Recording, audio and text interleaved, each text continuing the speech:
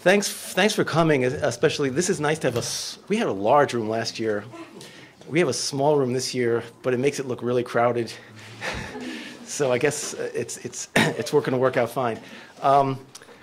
Actually, our guest of honor, the client, Larry Levine, missed his train back from Philly. I don't know if you guys heard, Erin heard, but he's going to be late. So he's going to arrive in New York City at 2:20 and get up here as soon as he can. So he said to go ahead without him, which is fine, because in fact, this presentation we're doing is actually, we sometimes don't have the client here. We do this more for the Columbia community's benefit rather than, and also to do it as a kind of dry run for us, because next Thursday? Next Thursday, we are going to do a technical presentation at the client's offices in RDC. So I found that doing this presentation here first has really been useful to us to sort of get softball questions. If you have some hard questions, we want to hear them too.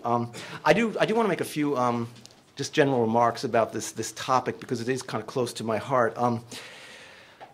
We do stupid things. New York City is a great place to live, maybe the greatest city in the world, but we do stupid things with rainfall here. And one of the dumb things we do is we put impervious surfaces in everywhere. So we put in rooftops, pavement, sidewalks. We just pave the place over like crazy, or we have historically. So that creates a very simple problem. What do you do with all the runoff that's going to generate? So you have to put in drains everywhere. Because if we didn't have those drains, we would have violent floods on the streets. And so that's one not very intelligent urban design, is to that practice. But secondly, we do a really dumb thing. Once that rainwater gets into the pipes underground, we combine it with sanitary water from buildings so they actually both flow into a single pipe. And that's where the trouble really starts. And by sanitary water, I mean really ugly things. So it's toilet water, shower water, hospital water from sick people. I mean, the list goes on and on. Really, really bad stuff. And what happens, that stuff is supposed to go to a wastewater treatment facility, and it does.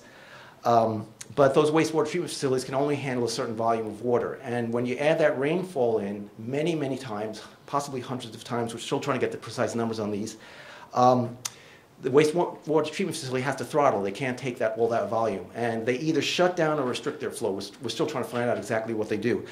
The point is, it's not going to that flow, that polluted flow is not going to the treatment center. And if nothing else was done, that polluted water would back up into the streets and into your toilets and your buildings.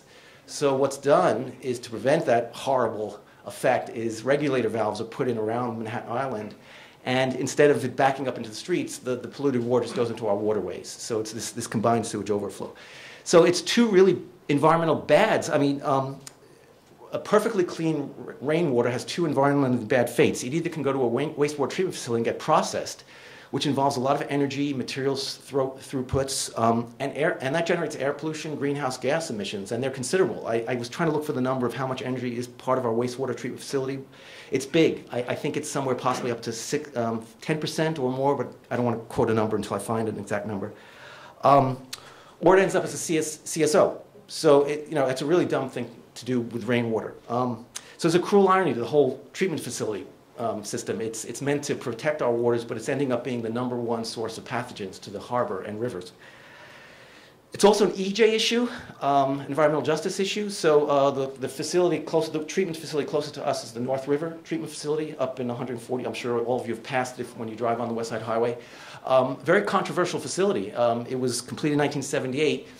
And my understanding is that the wastewater flow and rainwater flow from West Side going down to Lower West Side actually gets pumped up against gravity to North River treatment facility. So you're now expending energy to pump this polluted water to get processed in Harlem, and the Harlem folks don't like that. They never did, and it was a really, really divisive issue.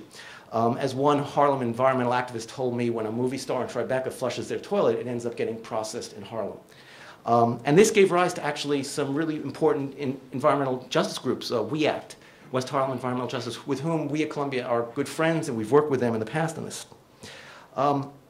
Then just some final comments. Columbia researchers, as a science community, I think we've been some of the earliest advocates for green infrastructure, something we're going to hear about today, which is the topic of the talks.